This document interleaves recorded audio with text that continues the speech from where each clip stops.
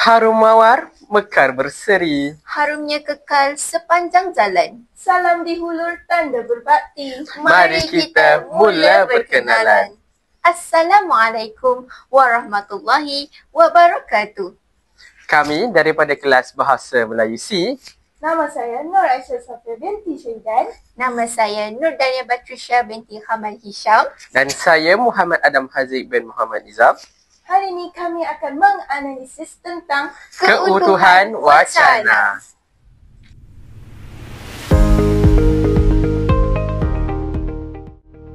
Assalamualaikum warahmatullahi wabarakatuh dan salam sejahtera. Saya Muhammad Adam Haziq bin Muhammad Nizam bersama rakan saya Dania dan Aisyah akan membentangkan hasil analisis lampiran A berdasarkan aspek penulisan akademik. Pembentangan kami pada hari ini akan dibahagikan kepada 4 bahagian utama, iaitu yang pertama, keutuhan wacana, yang kedua, petikan dalam teks, yang ketiga, format rujukan APA edisi yang ketujuh, dan yang keempat ialah kejelasan penulisan serta kesimpulan. Baiklah, saya akan mulakan dengan aspek yang pertama, iaitu keutuhan wacana. Keutuhan wacana bermaksud tahap kesepaduan, kesatuan dan kelancaran sesuatu wacana, iaitu teks ataupun pertuturan yang lengkap sehingga idea dan mesejnya dapat dipahami dengan jelas serta tersusun secara logik oleh pembaca atau pendengar. Dalam kata lain, keutuhan wacana menunjukkan sejauh manakah sesuatu wacana itu tersusun dengan baik dari segi isi, hubungan antara ayat dan kesinambungan idea. Keutuhan wacana terbahagi kepada beberapa komponen, namun saya akan membincangkan tentang 3 komponen sahaja, iaitu keutuhan semantik, keutuhan leksikal serta keutuhan gramatikal dan fonologi. Baiklah, kita teruskan kepada keutuhan semantik. Dari segi keutuhan semantik, semua rujukan dalam lampiran A menunjukkan kesinambungan makna yang baik kerana semuanya berkaitan dengan bidang pendidikan, kurikulum dan pembelajaran abad ke-21. Sebagai contoh, kajian oleh Chin dan Effendi Zakaria pada tahun 2015 membincangkan tentang pembelajaran berasaskan permainan, manakala Siti Zaharah Mohen dan rakan-rakan pada tahun 2018 pula meneliti penggunaan teknologi multimedia dalam pendidikan abad ke-21. Kedua-dua kajian ini jelas memperkukuh tema utama, iaitu inovasi dalam pengajaran dan pembelajaran. Namun begitu, terdapat sedikit kelemahan apabila 2 rujukan daripada Kementerian Pendidikan Malaysia, iaitu pada tahun 2013 dan 2017, tidak menyatakan dengan jelas jenis dokumen tersebut, sama ada ia adalah laporan dasar ataupun panduan pelaksanaan. Dalam penulisan akademik, perkara ini penting supaya pembaca tidak keliru tentang sumber yang dirujuk. Seterusnya, dari segi keutuhan leksikal, pengulangan istilah seperti pendidikan, kurikulum dan pembelajaran abad ke-21 menunjukkan wujudnya kesinambungan idea dalam keseluruhan lampiran. Namun, ada sedikit ketidakselarasan bahasa. Sesetengah tajuk ditulis sepenuhnya dalam bahasa Inggeris seperti game-based learning activities, sedangkan yang lain menggunakan bahasa Melayu. Dalam penulisan akademik, sebaiknya istilah bahasa asing seperti ini perlu ditulis condong atau italik supaya nampak seragam dan profesional. Dari segi keutuhan gramatikal, kebanyakan rujukan telah mengikut struktur asas format APA seperti nama, tahun, tajuk dan sumber. Namun, masih ada kesalahan kecil. Contohnya, dalam rujukan Brown, Engelhardt dan Mathers 2016, julat halaman ditulis dengan sengkang panjang sedangkan sepatutnya sengkang pendek dan sengkang sederhana. Dalam rujukan Harina Ishak dan Azizah Sarkawi 2017 pula, setiap perkataan dalam tajuk ditulis dengan huruf besar sedangkan gaya APA hanya huruf pertama dan nama khas sahaja perlu ditulis dalam huruf besar. Selain itu, Dari segi fonologi atau ejaan, terdapat kesilapan kecil seperti Malaysian Journal of Education yang sepatutnya mempunyai jarak, iaitu Malaysian Journal of dan jarak Education. Kesalahan seperti ini nampak remeh tetapi memberikan kesan kepada ketepatan akademik. Baiklah, itu saja daripada bahagian saya. Seterusnya, saya serahkan kepada saudari Dania yang akan membentangkan tentang petikan dalam teks dan format rujukan APA edisi yang ke-7. Terima kasih kepada saudara Adam selaku pembentang sebentar tadi. Baik, saya Nurdania Batrisha dan saya akan meneruskan pembentangan dengan dua aspek penting, iaitu petikan dalam teks dan format rujukan mengikut gaya APA edisi ke-7. Mari kita pergi ke tajuk yang pertama, iaitu petikan dalam teks. Dalam gaya APA, setiap sumber rujukan perlu disertakan dalam teks dengan format yang betul. Contohnya, jika hanya ada seorang penulis, kita perlu menulis dengan membuka kurungan nama penulis diikuti dengan tahun, kemudian ditutup semula dengan kurungan. Jika terdapat dua penulis, gunakan simbol dan. Sebagai contoh, buka kurungan nama penulis pertama, simbol dan, kemudian nama penulis kedua, diikuti tahun dan tutup kurungan semula.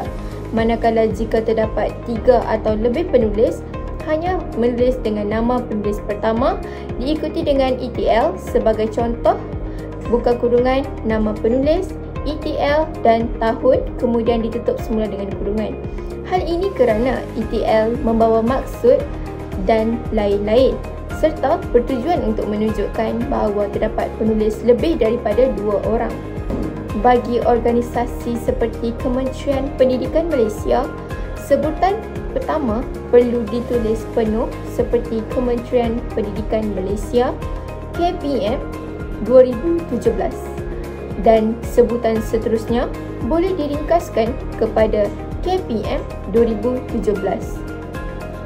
Selain itu, kalau ada 2 dokumen daripada organisasi yang sama dalam tahun yang sama, sebagai contoh 2 laporan KPM tahun 2013, kita perlu bezakan dengan huruf kecil seperti KPM 2013A dan KPM 2013B. Hal ini penting supaya pembaca tahu dokumen mana yang sedang dirujuk di dalam teks. Baik, mari kita beralih ke topik yang kedua, iaitu rujukan mengikut format APA edisi ke-7.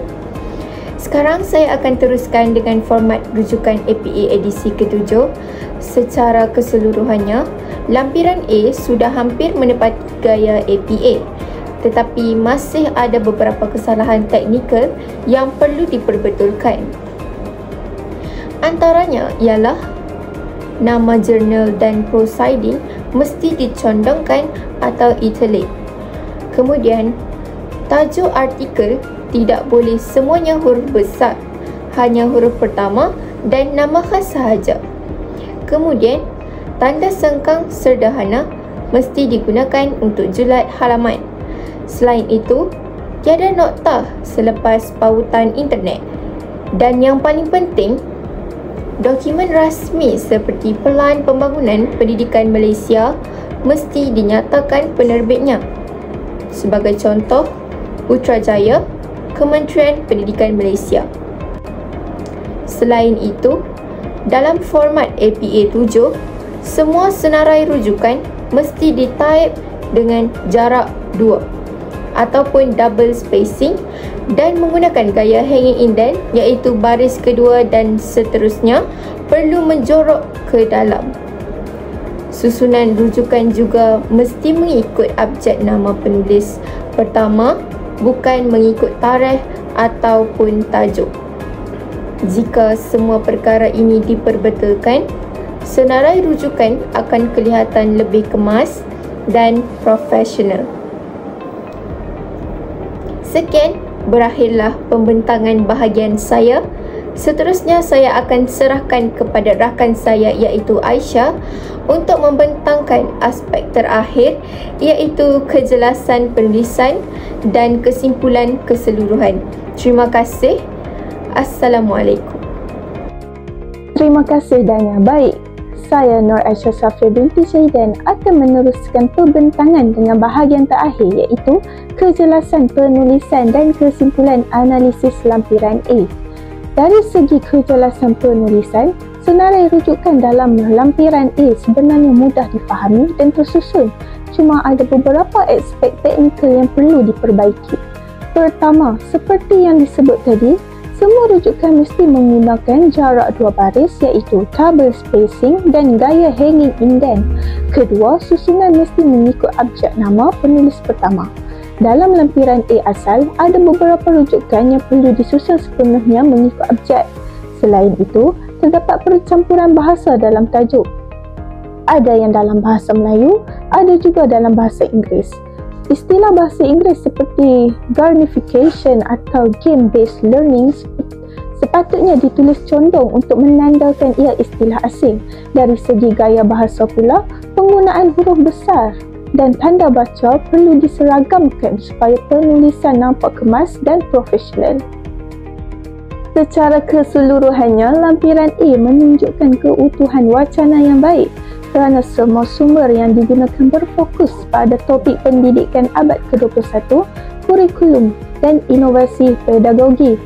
Walaupun ada beberapa kesalahan kecil seperti penggunaan sengkang, ejaan, tanda baca dan huruf besar, namun keseluruhannya menunjukkan kefahaman yang baik terhadap prinsip penulisan akademik.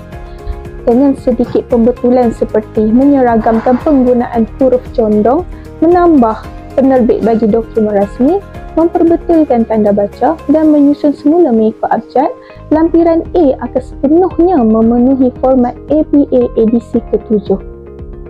Sekian sahaja pembentangan daripada kumpulan kami.